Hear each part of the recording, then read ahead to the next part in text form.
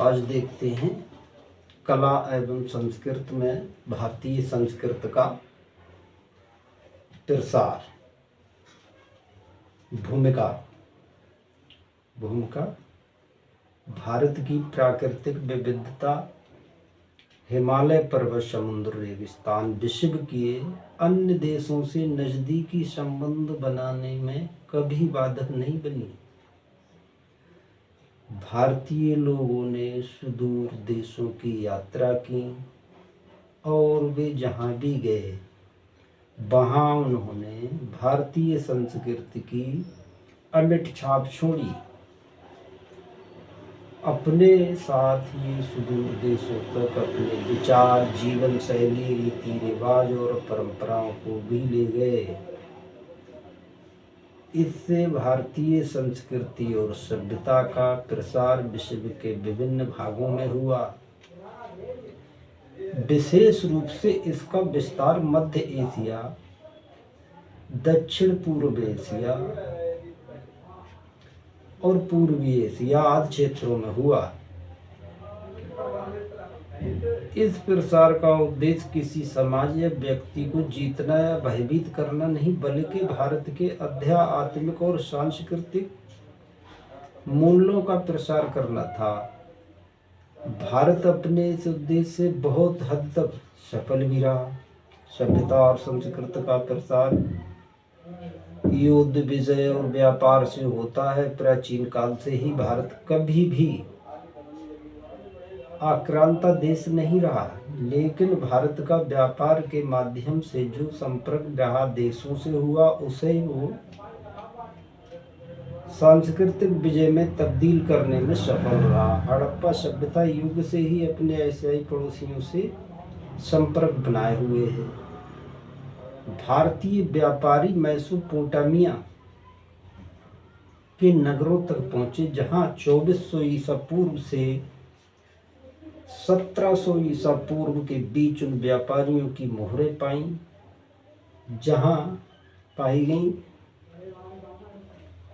ईसा पूर्व सन आरंभ से भारत ने पूर्व एशिया, दक्षिण पूर्व एशिया, पश्चिम एशिया और रोमन साम्राज्य के साथ वाणिज्यिक संबंध बनाए रखा।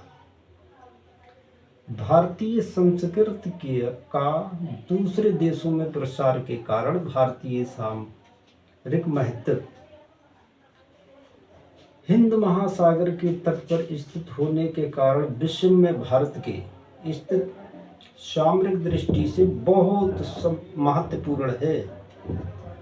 अपनी इस स्थिति के कारण भारत तत्कालीन सभ्य और संस्कृत देशों में फैली सभ्यताओं के संपर्क में आता रहता था। अनेक एशियाई देश उस समय सभ्यता एवं संस्कृति के विषय की अवस्था में काफी पीछे थे। सुमात्रा, जावा, बोर्नियो, सियाम, हिंद, चीन, बर्मा और मलाया आदि देश भारतीय संस्कृति के संपर्क में आकर सभ्य बने। व्यापार वृत्ति मध्यकाल में समुद्री यात्रा को अशुभ मानने का विचार विकसित हुआ, लेकिन प्राचीन काल में ही भारतीय व्यापार और चरमोत्कर्ष तक पहुंच चुका था। सभ्यता और संस्कृति भी विजयी और व्यापारियों के अनुगामी होती है। भारतीय संस्कृति के प्रचार में व्यापारिक यात्राओं ने अनुपम सहयोग प्रदान किया। प्राचीन काल में भारतीय व्यापारी नए अवसरों की खोज में अनेक देशों में गए। वे पश्चिम रोम और पूर्वी चीन तक पहुंचे। उस काल के भारतीयों का ज्ञान था कि पूर्वी द्वीप समूह मसालों और स्वर्ण की खानों में भरपूर है। अतः भारतीय नाविक और व्यापारी उन दोनों देशों की यात्रा करते थे जिसके कारण वहाँ की जातियाँ उनके संपर्क में आने लगीं और भारतीय संस्कृति से प्रभावित होने लगीं। अतः वास्तव में व्यापारियों ने संस्कृत दूत की भूमिका निभाई। धर्म प्रसार का उद्देश्य भारत कई धर्मों की जन्मस्थली रहा। प्राचीन हिंदू ऋषि मुनियों और बौद्ध धर्म के प्रचारकों में धार्मिक प्रचार उद्देश्य अत्यधिक था, इसलिए वे व्यापारियों के साथ साथ धर्म प्रसार के लिए विदेशों में जाते रहते थे। ये लोग भीषण बाधाओं का सामना करते थे और निःशुल्क होकर असभ्य जातियों को धर्म उपदेश देकर अपने धर्म में उन्हें दीक्षित करते थे। इनका परम लक्ष्य सत्य का अन्वेषण और उनका विश्व में प्रचार करना था। नालंदा, विक्रमशिला और औदंतपुरी के शिक्षकों और छात्रों ने धर्म प्रचार के कार्यों को उत्साहपूर्वक अंजाम दिया। इनमें आचार्य कुमार जी, आचार्य कमलशील, ज्ञानभद्र आदि के नाम प्रसिद्ध हैं। दक्षिणी पूर्वी एशिया व श्रीलंका में भारतीय संस्कृति का प्रसार।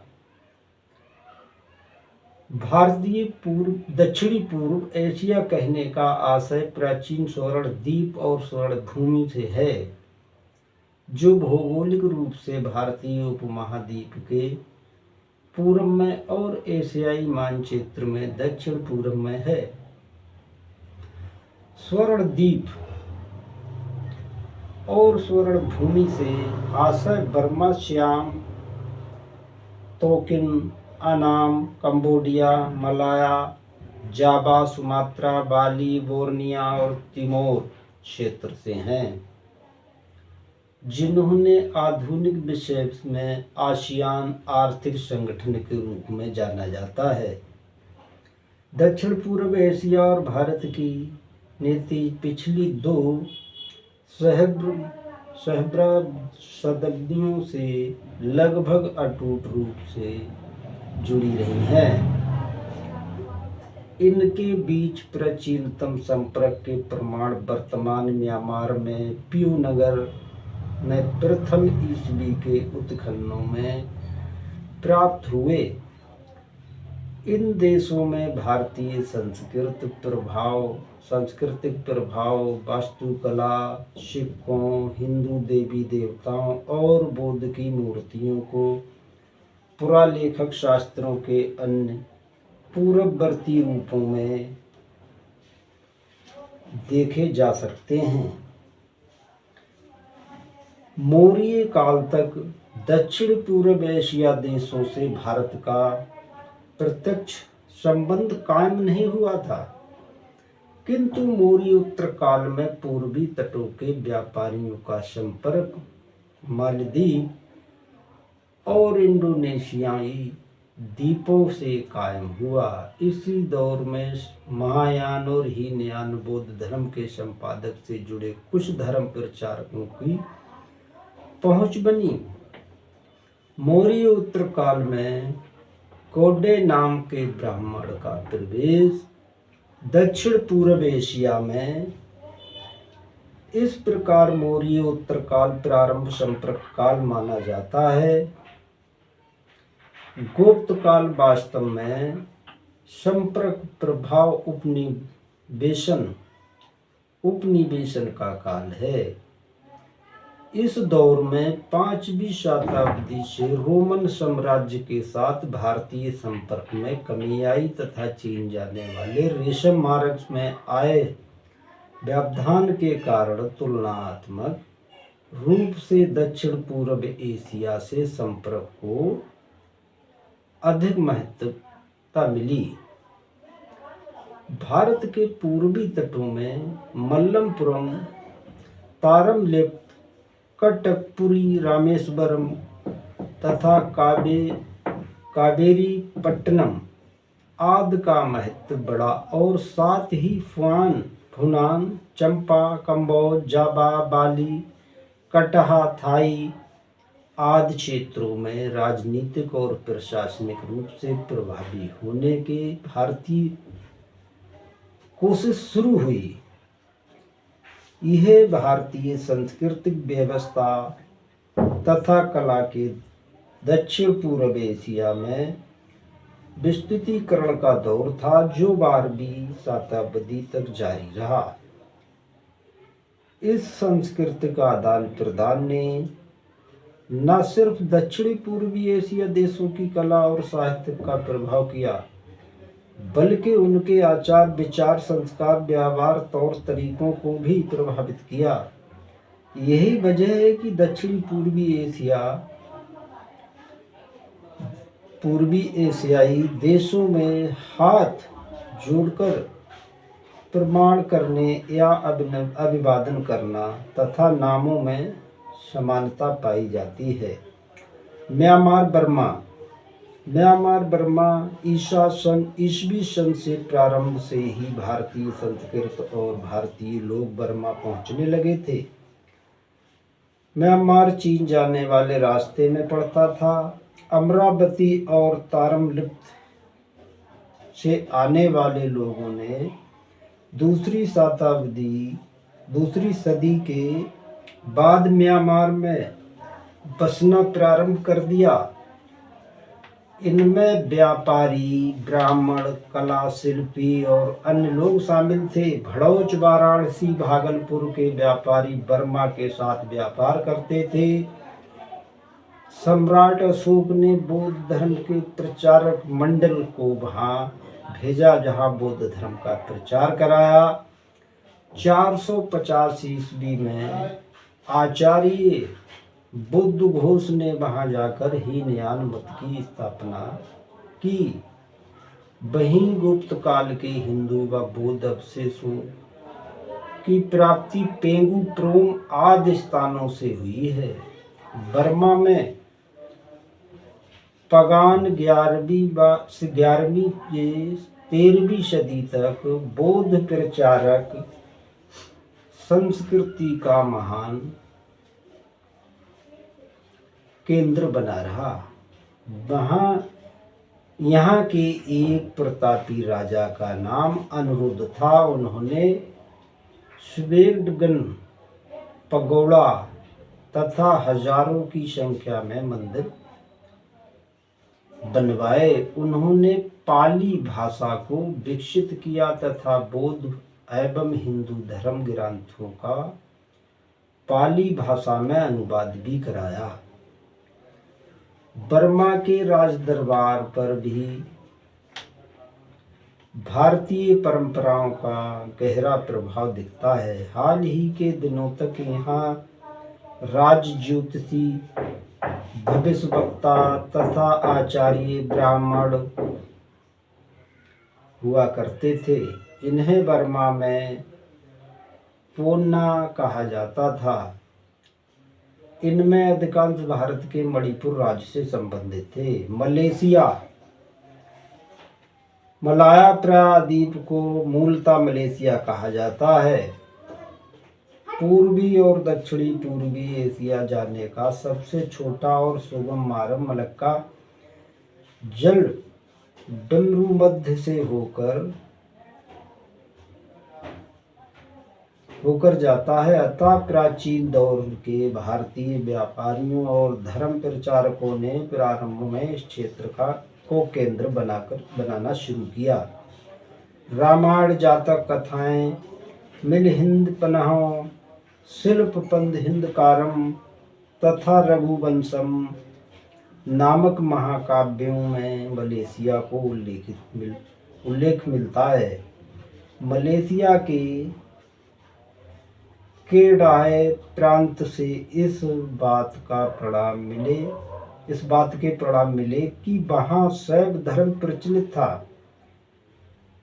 केडाय से बौद्ध ग्रंथों के कुछ ऐसे अंश मिले जो पुरानी तमिल से मिलती जुलती किसी लिपि में लिखे गए हैं। मलेशियाई भाषा को शब्द देने का कार्य संस्कृति ने भी किया है। स्वर्ण, रस, गुण, दंड, मंत्री, दोहद, धीपति, लक्ष्य इत्यादि अनेक शब्द उनकी भाषा में पाए जाते थे। हनुमान और गरुड़ अपनी अलौकिक शक्तियों के लिए मलेशिया में प्रसिद्ध है। भारत और मलेशिया की संस्कृति संबंधों का सबसे प्राचीन परिणाम वहाँ से मिले संस्कृति के शिलालेख हैं। इनमें सबसे महत्वपूर्ण लिगोर को माना जाता है। यहाँ पर करीब 50 मंदिर भी मिले। वियतनाम, कंबोडिया का प्राचीन संस्कृत नाम है। नाम के पड़ोस में प्राचीन काल में चंपा क्षेत्र था जो आज वियतनाम में है। दक्षिणी वियतनाम पर भारतीय प्रभाव ज्यादा था, जबकि उत्तरी वियतनाम पर चीनी प्रभाव। चंपा क्षेत्र पर राजनीतिक रूप से सर्वप्रथम प्रभाव जमाने वाला भारतीय मूल का व्यक्ति श्रीमार था, जिसे चीनी स्रोतों में क्यूलियन कहा गया। 192 ईसा में कायम हुआ और संपर्क 12वीं शताब्दी तक चला। इस बीच भारतीय मूल से संबद्ध 11 शासक वंशों ने चंपा क्षेत्र के निबंधन शासन किया। चंपा में भारतीय संस्कृति के प्रचार का कार्य भारत के व्यापारी और राजकुमारों ने किया। उन्होंने वहां के नगरों के नाम इंद्रपुर, अमरावती, विजय, कोठार, पांडुरंग आदि रखे। चंपा के लोगों को चम कहा जाता था। चम लोगों ने बड़ी संख्या में हिंदू और बौद्ध मंदिरों का निर्माण किया। वे शिव, गणेश, लक्ष्मी, पार्वती, सरस्वती, बुद्ध और लोकेश्वर आदि देवी देवताओं की पूजा करते थे। थाईलैंड प्राचीन सियाम और लाओस को मिलाकर थाईलैंड बना, जो दक्षिणी पूर्वी एशिया में है। सन 1939 ईस्वी तक थाईलैंड को सियाम नाम से जाना जाता था। इस देश में भारतीय संस्कृति का प्रवेश ईसा के प्रथम शताब्दी में व्यापारियों द्वारा शुरू हुआ, जिसे धर्म प्रचारकों व आचार्यों ने आगे बढ़ाया। भारतीय संस्कृति आदि अनेक प्रकार से वहाँ पहुंची। वहाँ के राज्यों के नाम संस्कृत में रखे गए हैं, जैसे सुखोथई, दारावती, श्री विजय, अतुथाया आदि। थाईलैंड में नगरों के नाम भी भारतीय के घोतक हैं, जैसे कंचनपुरी की तर्ज पर कांचनबुरी, राजपुरी के समान राजपुरी और लवपुरी के समान लवपुरी।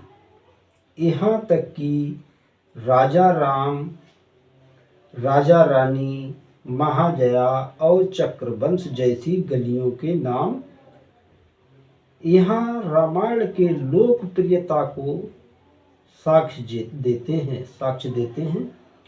वहाँ चौथी शताब्दी में ब्राह्मणों की मूर्तियां और बौद्ध मंदिरों का निर्माण आरंभ हो गया था। वहाँ के मंदिरों से पाई जाने वाली सबसे प्राचीन मूर्तियां भगवान विष्णु की हैं। श्याम की राजधानी बदलती रही। इस कारण जहाँ की भी राजधानी बनी, वहीं भव्य मंदिर का निर्माण किया गया। अयोध्या, जिसे वहाँ अयुत्थाया कहते हैं, उन्हीं में से एक प्रसिद्ध राजधानी है। यहाँ बहुत बड़े बड़े मंदिर थे, पर आज वे सब खंडर के रूप में खड़े हैं। परंतु थाईलैंड की वर्तमान राजधानी बैंकॉक बैंकॉक में आज भी 400 से अधिक मंदिर हैं। यहाँ अमरावती शैली, गुप्तकालीन कला और पल्लव लिपि से अंकित बौद्ध धर्म के सिद्धांतों के अवशेषों की प्राप्ति हुई, जो कि भारतीय संस्कृति के प्रचार के प्रचारक हैं। थाईलैंड के शासक का राज्याभिषेक वर्तमान काल में भी ब्राह्मण पुरोहित द्वारा ही संपन्न किया जाता है। इस प्रकार कहा जा सकता है कि सियाम देश भी भारतीय संस्कृति से आच्छादित रहा है। कंबोडिया प्राचीन काल में ये फोनान और कंबोज के सम्मिलित क्षेत्र का नाम से जाना जाता था। सम्मिलित क्षेत्र के नाम से जाना जाता था, जिसे कंपोचिया भी कहा गया है। भारतीय संस्कृति की दृष्टि से फुहान क्षेत्र का भी विशेष महत्व है। प्राचीन चीनी विवरण के अनुसार फुहान में प्रथम शताब्दी है ईसवी सन में कोंडिये कियोचेन नामक ब्राह्मण के जरिए भारतीय संस्कृति का प्रवेश हुआ। इस पश्चात जिन लोगों ने फुहान राज्य को संभाला उसमें जयवर्मन, गुणवर्मन, रुद्रवर्मन आदि के नाम उल्लेखनीय हैं। 7वीं शताब्दी तक फुहान राज्य का स्वतंत्र अस्तित्व रहा, लेकिन आगे कंबोज क्षेत्र के शासकों ने फुहान पर कब्जा जमा लिया।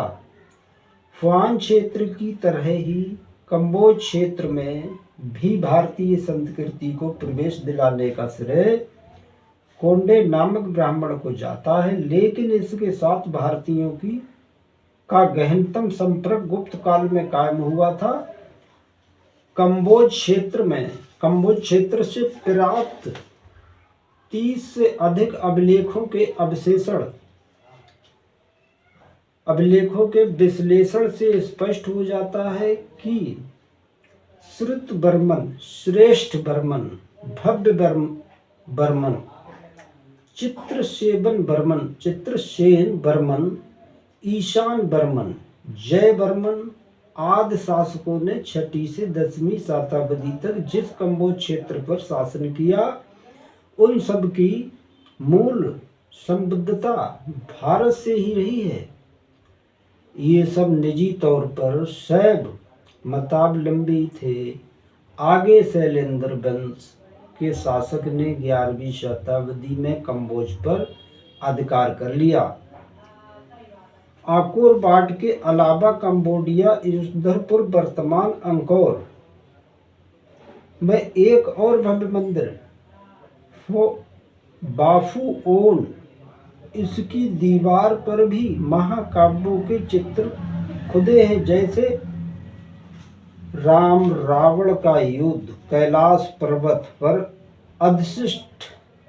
अधिष्ठित शिव पार्वती की मूर्ति, कामदेव के भस्म होने के दृश्य आदि। इसके अलावा राजेंद्र वर्मन के एक विशाल अभिलेख में शिव की वंदना की गई है। यहाँ के वियोन मंदिर के शिखरों में भी भारतीय मंदिरों के शिखरों की झलक दिखाई देती है। इस मंदिर एवं एलोरा के कैलाश मंदिर की मूर्ति कला आलेख विषयों और दृश्यों में समयता है। प्राचीन कंबोज में ब्राह्मणों को सबसे ऊंचे पद पर नियुक्त किया जाता था। राजाओं ने संस्कृत में अपनी उपाधियां खुदवाई। शासन का सारा कार्य हिंदू नियम और ब्राह्मण ग्रंथों के अनुसार चलाया जाता था। मंदिर के साथ ज्ञान केंद्र के रूप में आश्रम खोले गए। तारमपुर, विक्रमपुर, ध्रुवपुर आदि नगरों के नाम संस्कृत में रखे गए। आज तक कंबोडिया में महीनों के नाम चैत्र, वैशाख, आषाढ़ जैसे नाम अपभ्रंश भाषा में हैं। इस प्रकार भारतीय संस्कृति ने कंबोडिया पर गहरी छाप छोड़ी है। इंडोनेशिया गणराज्य में हजारों द्वीप शामिल हैं। इनमें बोर्निया और सुमात्रा भौगोलिक रूप से विशाल द्वीप हैं, लेकिन ऐतिहासिक सांस्कृतिक रूप से भारत के लिए जावा, सुमात्रा और बाली के विशेष महत्वता है। भारतीय संस्कृति का सुमात्रा में प्रवेश भारतीय व्यापार के जरिए मौर्य उत्तर काल में प्रथम शताब्दी में हुआ, लेकिन प्रभावी संपर्क चौथी शताब्दी में गुप्त काल में कायम हुआ। चौथी शताब्दी में भी इस क्षेत्र में पैलबंग राज्य की स्थापना हुई। यह एक हिंदू राज्य था जिसे आगे चलकर श्री विजय राज्य कहा गया। इसकी राजधानी भोज थी। 7वीं सदी में श्री विजय या श्री भोज वैभव के शिखर पर था। 671 ईस्वी में चीनी यात्री इत्संग श्री भोज होते हुए भारत आया। इत्संग का ये कहना है कि पेलबंग या श्री विजय के शैलेंद्र वंश के शासक मूलतः भारतीय थे और शैलेंद्र वंश के शासकों का ही जावा, सुमात्रा, मलय और कंबोज द्वीपों पर कब्जा था। यह सत्ता 12वीं शताब्दी तक प्रभावी रही। धार्मिक वास्तुशिल्प के क्षेत्र में इंडोनेशिया का सबसे बड़ा शिव मंदिर पिरबम्बन जावा द्वीप में स्थित है। यह मंदिर 9वीं शताब्दी में बनाया गया। इसके मध्य में सबसे बड़ा मंदिर शिव मंदिर है। इसके दोनों ओर ब्रह्मा और विष्णु के मंदिर हैं। इस प्रांगण में छोटे छोटे 240 मंदिरों की पंक्तियां हैं। यह मंदिर वास्तुशिल्प का अनुपम उदाहरण है। इंडोनेशिया के जावा द्वीप से अधिक संख्या में पांडुलिपियां मिली। ये प्रायः ताड़पत्रों पर जावा की प्राचीन लिपि काव्य में लिखी गई है। काव्य लिपि का आधार ब्राह्मी लिपि से ही है। इन ग्रंथों में प्रायः संस्कृत में श्लोक तथा काव्य भाषा में उनकी टीकाएं लिखी हुई हैं।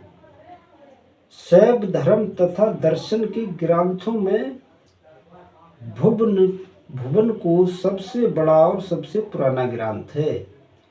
फैहान ने अपने यात्रा क्रम में जावा को हिंदुओं का ठोस गढ़ कहा। आगे गुणवर्धन नाम के एक प्रसिद्ध बौद्ध मतावलंबी ने 5वीं-6वीं सदी में मूल बौद्ध धर्म और महायान दोनों के पक्ष में प्रचार करते हुए बौद्ध धर्म को जावा में हिंदू धर्म के समक्ष ला दिया। यही वजह है कि शैलेंद्र शासकों ने भारत में भी बौद्ध शिक्षा के केंद्र नालंदा, विक्रमशिला और विश्वविद्यालयों को अनुदान दिया। इसके अलावा सबसे विशिष्ट बात यह है कि दुनिया का सबसे विशाल बौद्ध स्तूप भारत में नहीं बल्कि इंडोनेशिया के जावा द्वीप के बोरोबुदुर में है। इसका निर्माण 8वीं-9वीं सदी में हुआ था। ये लगभग 3000 उच्चा बच्चों की उभरी हुई नक्काशी और 500 से अधिक बौद्ध प्रतिमाओं से सुसज्जित है। इंडोनेशिया के द्वीप बाली में भी ये भारतीय संस्कृति का ऐसा प्रभाव पड़ा जो आज भी दृष्टिगोचर होता है। बाली द्वीप से संस्कृत के 500 से अधिक सूक्त और श्लोक इकट्ठे किए गए हैं, जो अनेक देवी देवताओं की स्तुति में पाए जाते थे। वर्तमान में यहाँ पूजा में संस्कृत मंत्रों का पाठ किया जाता था। वास्तव में बाली ही एकमात्र प्रदेश है जहाँ हिंदू संस्कृति समृद्ध हुई और अभी भी अस्तित्व में है, जबकि बाकी द्वीपों के लोगों ने इस्लाम स्वीकार कर लिया है।